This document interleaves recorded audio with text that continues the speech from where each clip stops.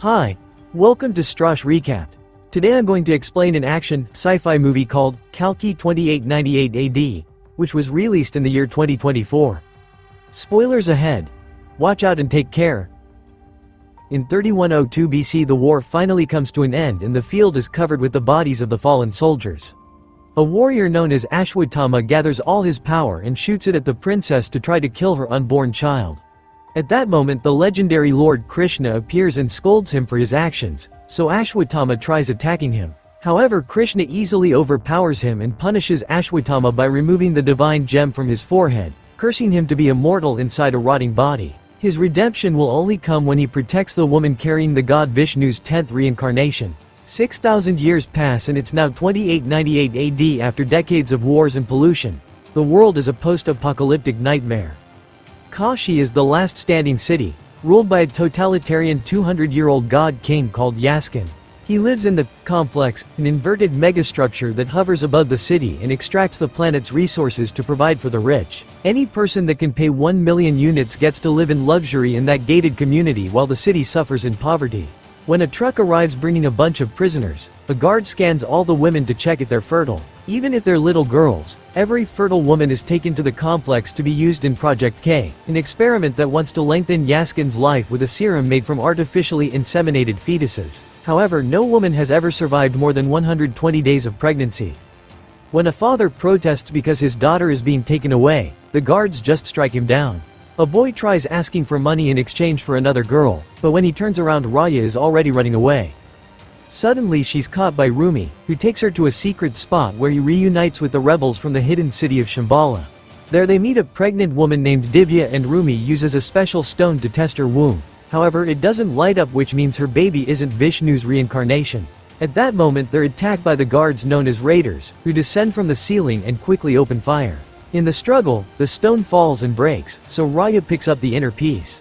While the rebels drag Raya away, Rumi kills a raider with his staff and tries rescuing Divya, but they're both captured. Moments later the duo is taken to the complex, where Rumi is attacked by a big beast. Commander Manas stops the animal and threatens to kill Divya if Rumi doesn't tell him Shambhala is. Divya points out she'll be killed either way, so Rumi shouldn't talk, and Manas shoots her on the spot. Rumi tries to give a speech about the wrath of the gods. However, Manas shoots him to kill him too.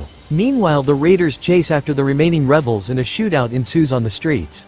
When the raiders surround Luke and open fire, their shots are blocked by an AI car named Buji and her driver the bounty hunter Bhairava, who falls asleep as soon as he makes his big entrance.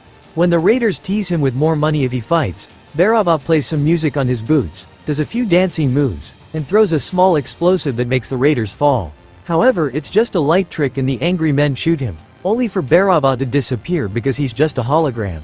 It starts reappearing at various spots, causing the raiders to attack each when they try to get him. When the real Bhairava finally shows up, he breaks a man's special suit which sends him flying against a bridge. The last standing raider hits Buji, so Bhairava punches him so hard the guy flies through a building. More raiders appear on the bridge and capture Luke with a rope, so Bhairava uses his special boots to make a big jump and kick the raiders off the bridge. One of the soldiers quickly climbs back and starts fighting Bhairava while a second raider arrives to help. Together they grab Bhairava and push him through a wall, landing inside a movie den. Bhairava grabs a VR helmet and puts it on a raider to keep him distracted, and when the other enemy attacks again, Bhairava dodges him so the raiders hit each other instead. He fights both soldiers again on the bridge and easily brings them down. However, even more raiders keep on arriving. Tired of fighting, Bhairava throws a special punch to defeat them all at the same time. Two men hold on him as he falls, but Bhairava uses them to land and knocks them out. Afterward Bhairava asks the group leader for his payment and notices a holy symbol hanging off his belt. Meanwhile in the complex, the captured women go through a boring routine of healthy yet boring food and being locked up all day long. Manas comes to observe the insemination progress, which consists of painfully injecting the women through their bellies. The lead scientist Yuri explains none of them ever survive the first few months, so Manas orders him to take the serum now without caring if it's too soon. One of the pregnant women is put inside a machine and a mechanical tentacle connects to the band on her stomach to extract the serum, which instantly kills her. Her body is thrown into the incinerator while Yuri takes the bottle with the serum before going with Manas to see the king. Counselor Bani controls a huge statue that carries the men into the royal chambers, where they give Yaskin the serum. He immediately injects it into his body and at first he falls, but soon he raises up again and announces that Serum had been poisoned. He immediately grabs Yuri, who reveals a knife in his sleeve and stabs the king in the chest. However, Yaskin isn't even tickled and feeds Yuri his tears, which immediately kill him. Then Yaskin orders Bonnie and Manas to find a woman who can carry the serum long enough to develop it well. In the women's chambers, maid Sumati is still shaking after seeing that woman die. She checks her own belly, revealing she's been pregnant for over 120 days, but she keeps it secret. Another maid called Lil sees her and wants to tell the scientists, but Sumati convinces her to wait. Unfortunately, the scientists announce that all the maids will be tested again, and Lil sends a guard after Sumati anyway. When Manas learns about her advanced pregnancy, he immediately orders an extraction. Back to Bhairava, he uses his bounty money to buy a real egg, which are rare. Luke asks him to join his team, but he refuses because he thinks there are no good people in war. He shares the story of how he was a war orphan and was adopted by a soldier, who taught him how to fight, gamble, pilot, and fix machines. One day the man tried selling a young Bhairava to the complex, but Bhairava betrayed him first and sold the soldier to the guards. At that moment Bhairava is surrounded by men who want him to pay his debts. They're interrupted by Roxy, who quickly knocks the men out before asking for her money too. She ends up fighting Bhairava as he keeps flirting with her, but she gets tired of his lies and leaves. Bhairava follows her to swear he loves her, and even though Roxy doesn't believe him, she agrees to take him to the complex. Sometime later Roxy uses her limited work permit to register Bhairava as a visitor for 60 minutes. They enter the complex and Roxy starts her shift in the generator room. However, Bhairava drags her away to the beautiful area where the rich people live. Here they enjoy fresh fruit, ride horses, and see the ocean for the first time. There's a drone guarding the area, so they have to constantly keep moving. At night, they crash a fancy party where they eat good food and teach the people how to dance in a carefree way. Unfortunately, Bhairava accidentally causes a statue to fall and soon he's surrounded by guards, who kick him out. In the meantime, Bonnie is called to the desert where his workers have found a legendary bow buried in the sand. At the same time, Raya is being chased by a raider and robot, so she escapes from the city and reaches the desert. As she tries to hide from the enemies, she falls into a hole in the sand and ends up in a mysterious cavern. The robot is still coming after her, so she follows the corridor to hide inside an old chamber. Unfortunately, the robot finds her anyway and grabs her by the leg to throw her against a column. Suddenly an old man comes out of the shadows and the robot shoots him, but it doesn't cause damage. The old man hits the robot with his staff to destroy it while Ryu passes out. Later Ryu wakes up and sees the old man is bleeding, but he isn't bothered. She tries chatting with him and notices he uses an old version of their language. Raya asks him to join the rebels, but he refuses, saying he only can fight for one person. In the complex, Sumati is put inside the machine and the mechanical tentacle connects to her stomach. However, this causes the power to start failing and triggers an alarm. Bonnie checks on the bow and when he tries to grab it, a surge of power sends him flying. At the same time, the old man in the cave has a powerful vision and Raya's stone starts glowing. The man grabs it and puts it on his forehead, confirming this is older Ashwatthama. The power malfunction causes Sumati to be ejected from the machine, but when she's sliding down toward the incinerator, she's grabbed and rescued by Lil. It turns out she did all this to help Sumati escape because she's an undercover rebel. The women start climbing through the tunnel network, where they're found by two guards. Lil jumps on one of them to push him off the bridge and throws the other one through the door, holding it close while Sumati escapes through a tunnel. She makes it out of the lab, but when she tries to take a step, she activates a trap that triggers some flamethrowers. More guards are coming, so Sumati holds her pregnant belly and walks through the flames without getting hurt. The guards try to follow her but they're burned down, and Sumati collapses when she finally makes it to the other side. By the time Manas arrives, the rebels have already taken Sumati away. In town, some lightning hits a building and the resulting flames break a piece of the wall off. Bhairava catches it before it can crush people, revealing a religious symbol on the other side that starts glowing. In the morning, Manas goes to see Bonnie, who shows him the legendary bow made by the gods. A machine tries to grab it, but the bow's power immediately destroys it. Back to Sumati, she wakes up inside a rebel's vehicle and learns they're taking her to Shambhala. Suddenly the vehicle is stopped by raiders, so the rebels pretend they're just random scavengers. A guard insists on checking the back and at first he thinks it's empty, but soon he realizes it's a hologram. The rebels come out and quickly kill both raiders, but an alert has already been sent, so they need to leave quickly. The alert is received by Bhairava, who immediately heads into the desert to hunt down the rebels for the bounty. Another raider finds them first, so Rebel Kira releases a hoverbike and rides it to appear behind the enemy vehicle. She drops a small bomb and jumps away before it explodes, killing the raider. Unfortunately, more raiders soon appear and chase after the rebel vehicle, so a gunfight ensues. Kira tries speeding up to catch up to them, but she crashes and her hoverbike is destroyed. A raider manages to jump inside the rebel car and knocks Aju out, but before he can hurt Sumati, Kira jumps on the raider car and swings in to fight the guy. A hand-to-hand fight begins, and after a few hits, Kira manages to push the man off her car. However, the raider uses rope to catch Kira's leg and tries to drag her out too. Sumati catches her just in time and Aju comes to help, but Kira says goodbye and lets go of their hands. When she's close enough to the raider car, she causes an explosion to bring them down and dies in the process. Minutes later, Bhairava also arrives, but he's being followed by a collector who wants his money back. The man keeps pushing his car against Bhairava's, so Bhuji transforms into an aircraft to get away faster. Sadly, she malfunctions and they crash, so she has to become a car again. Meanwhile, a bunch of drones follow the rebels, who open fire to bring them down. One of the drones crashes against a huge statue and breaks its hand, which falls and blocks the road.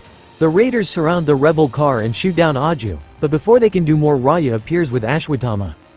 The soldiers open fire, however their shots can't hurt Ashwatthama, who jumps in and starts fighting them. His strength allows him to bend the weapons and pick up all the raiders at the same time, defeating him in seconds.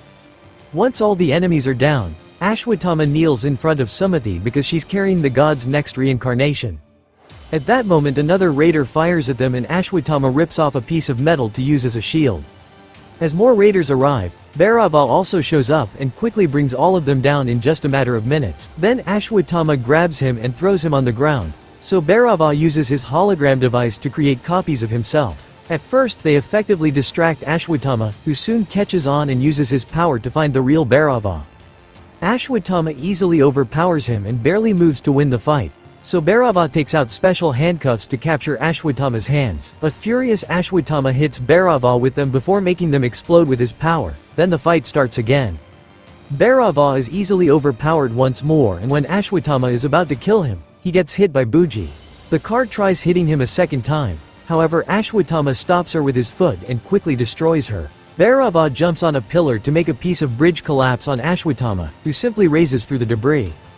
Next, Bhairava tries catching Ashwatthama with some chains, only for the old man to use them to bring down the building they're standing on and finally defeat Bhairava for good. The news of Ashwatthama's return soon reached the complex and Bonnie concludes the prophecy comes true. If they don't kill Sumati's baby before the eclipse, Yaskin will be in great danger. Sometime later, the rebels return to Shambhala and they have to teach Ashwatthama that these guards are on his side. Some rebels don't believe that Sumati is the chosen mother, but at that moment it starts raining after decades of dry weather. This is seen as a sign and the rebels hit the gong to announce the prophecy is happening.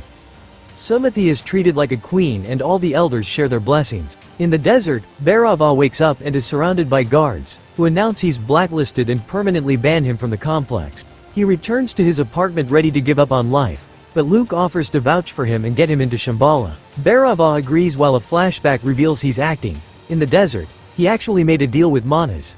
If he captures Sumati, he'll be allowed to enter the complex again. Now he starts working on fixing and improving Bhuji to leave with Luke. In Shambhala, they start a ritual to celebrate their culture and say goodbye to their fallen warriors. Suddenly Sumati has a vision that shows tons of dead bodies around her, which makes her doubt her presence there. Raya asks Ashwatthama about the old war, so he explains he lost to the prince with the holy bow but was saved by his brother Karna, the original owner of the staff.